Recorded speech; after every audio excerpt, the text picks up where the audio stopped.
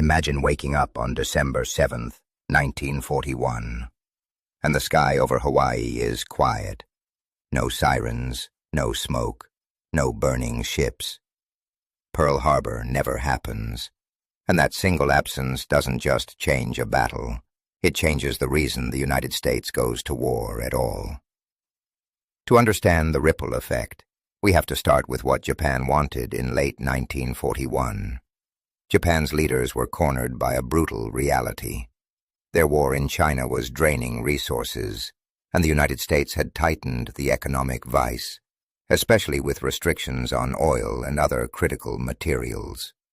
Japan could either scale back its expansion or try to seize resource-rich territory in Southeast Asia and defend it long enough to force a settlement.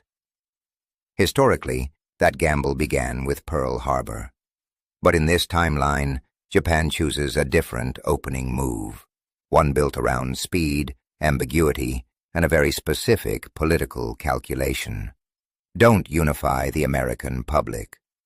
Japan could still push south, into places like Malaya and the Dutch East Indies, because that's where the oil was. The difference is how they try to manage the consequences. Without striking Hawaii, Japan might aim to delay, confuse, and divide Washington. Keep negotiations technically alive, avoid a shocking first blow against U.S. territory, and bet that Americans won't support a massive war for faraway colonies. And in 1941, that bet isn't crazy. The United States was already aiding Britain and the Soviet Union, but it was a nation still scarred by World War I and the Great Depression.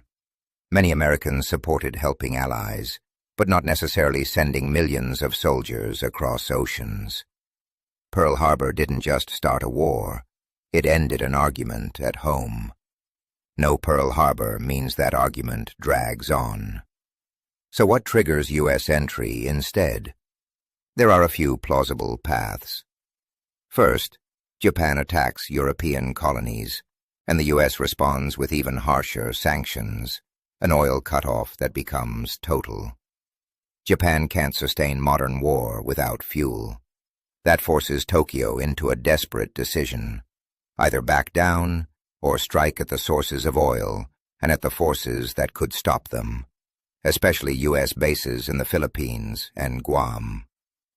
Here's the key. An attack on the Philippines is still an attack on American territory. Even without Pearl Harbor, if Japanese forces hit Manila and U.S. positions across the archipelago, American entry becomes far more likely, though perhaps with a slightly slower mobilization and less unified public fury. Second, Japan avoids attacking U.S. territory at first and focuses only on European colonies, hoping to keep America neutral while seizing oil. But that's a narrow bridge to cross.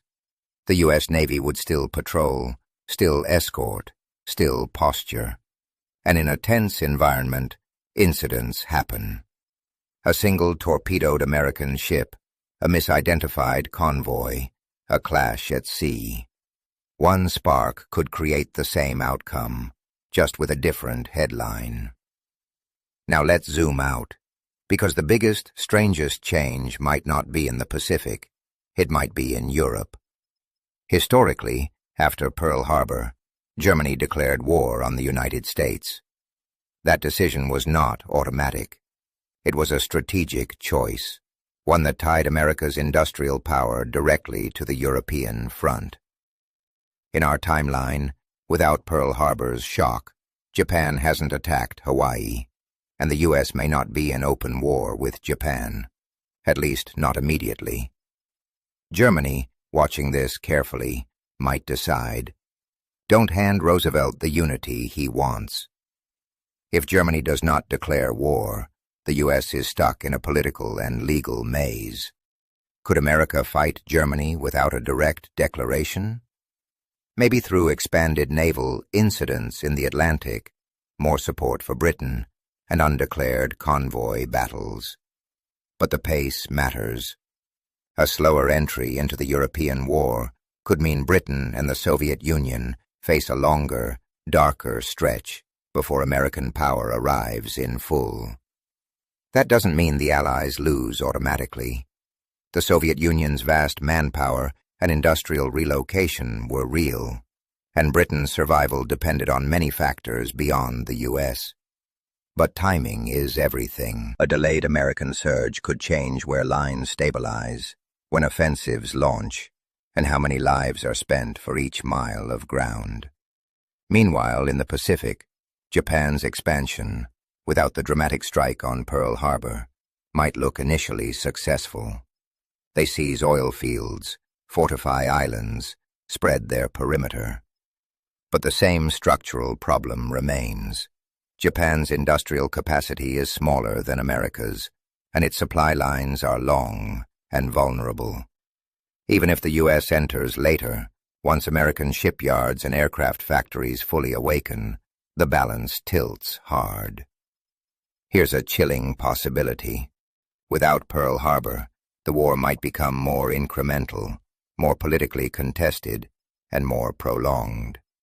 Instead of a clear day of infamy that unites the country, you get months of arguments: how far to go, where to fight first, and what risks are worth taking. That can slow decisive action, but it can also change strategy. The famous Europe First policy, prioritizing Germany's defeat, might become harder to justify without a direct German declaration of war. America could drift into a Pacific First reality, focusing on defending its territories and sea lanes, while Europe becomes a grinding, exhausting stalemate longer than we remember. And that changes the end game. If Europe drags, post-war borders and spheres of influence could shift. If the Soviet Union bears more of the fighting for longer, it might emerge even more dominant across Eastern and Central Europe. If Britain is stretched further, its empire could unravel faster. If America's full entry is delayed, the shape of global leadership after the war could look less like a single, overwhelming superpower moment, and more like a tense, fragmented balance. There's also the human side, often missed in alternate history. Pearl Harbor was a tragedy, but it also forced clarity. Without it, decisions become murkier, slower, and sometimes more cynical. Wars don't disappear just because one dramatic event doesn't occur. They often find a different doorway. So what's the most likely outcome? Not a peaceful 1940s.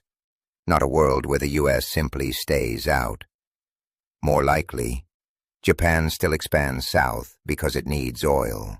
The U.S. still tightens pressure because it sees the strategic threat. And eventually, something, an attack on the Philippines, a naval clash, or a political breaking point, pulls America in.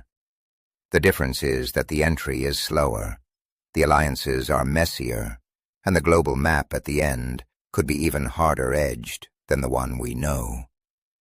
And that's the haunting lesson of this what if. Sometimes history doesn't hinge on whether conflict happens, but on how cleanly people understand why it's happening. If you enjoyed this kind of cinematic, alternate history breakdown, like the video, subscribe, and tell me in the comments which single decision you think would have changed World War II the most.